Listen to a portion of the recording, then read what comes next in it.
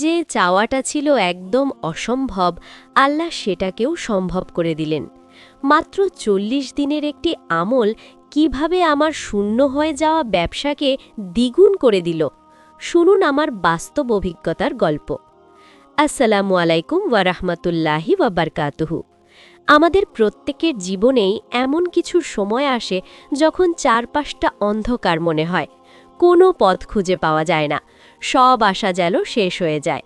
আমিও ঠিক তেমনই এক চরম হতাশার মধ্য দিয়ে যাচ্ছিলাম। কিন্তু আজ আমি আপনাদের সামনে দাঁড়িয়েছি আল্লাহর এক অশেষ রহমতের গল্প শোনাতে।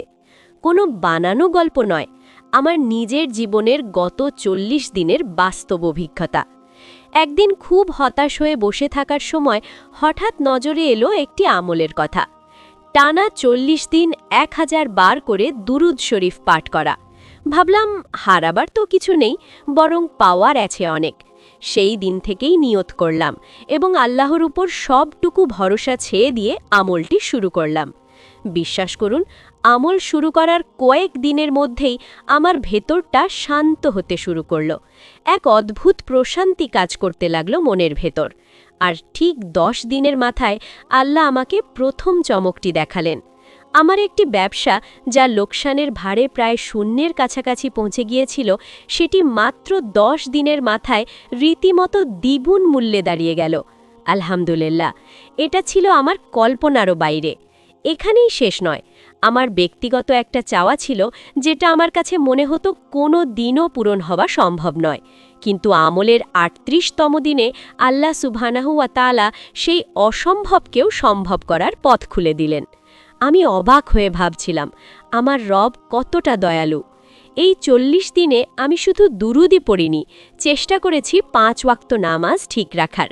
শেষ রাতে তাহাজ্জুদের সিজদায় পড়ে কেঁদেছি, নিজের সবটুকু আকুতি আল্লাহর কাছে পেশ করেছি। এক রাতে আমি একটা স্বপ্নেও দেখেছিলাম, যার ব্যাখ্যা থেকে বুঝেছিলাম আল্লাহর রহমত খুব কাছেই আছে। আজ ৪০তম দিন। আমি আজ লাখো কোটি শুকরিয়া জানাই সেই মহান রবের দরবারে, যিনি আমার হাত খালি হাতে ফিরিয়ে দেননি। আপনারা যারা আজ হতাশায় ভুগছেন, যাদের ব্যবসা বা ব্যক্তিগত জীবনে অনেক বাধা, তাদের বলছি, একবার আল্লাহর উপর পূর্ণ তাওয়াক্কুল করে দেখুন। দুরুদ শরীফের এই বরকত আপনার জীবনেও মিরাকেল নিয়ে আসতে পারে। আল্লাহর রহমত থেকে নিরাশ হবেন না। শুধু আমল নয়, নিজের অন্তরকে আল্লাহর সাথে জুড়ে দিন। ইনশাআল্লাহ আপনার গল্পটাও একদিন অন্য কারো অনুপ্রেরণা হবে। আমার আজকের এই গল্পটি শেয়ার করার একমাত্র উদ্দেশ্য ছিল আপনাদের মনে আশা জাগানো। যদি মনে হয় এই ভিডিওটি দেখে অন্য কেউ আমল করতে উৎসাহিত হবে, কিংবা কোনো হতাশ মানুষ নতুন করে বাঁচার স্বপ্ন দেখবে, তবে ভিডিওটি শেয়ার করতে ভুলবেন না। আপনার একটি শেয়ার হয়তো অন্য কারো জীবন বদলে দিতে পারে, আর তার সওয়াব আপনিও পাবেন। ভিডিওটি ভালো লাগলে একটি লাইক দেবেন। আর আল্লাহ আপনার জীবনে কোনো অলৌকিক কিছু করেছেন কিনা, বা আজকের গল্পটি আপনাকে কতটা ছুঁয়ে গেছে, তা অবশ্যই কমেন্টে জানাবেন। আপনার প্রতিটি মন্তব্য আমাকে নতুন ভিডিও বানাতে অনুপ্রেরণা দেয়।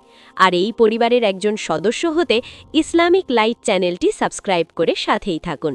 আল্লাহ আমাদের সবার ওপর রহমত দান করুন। আমিন।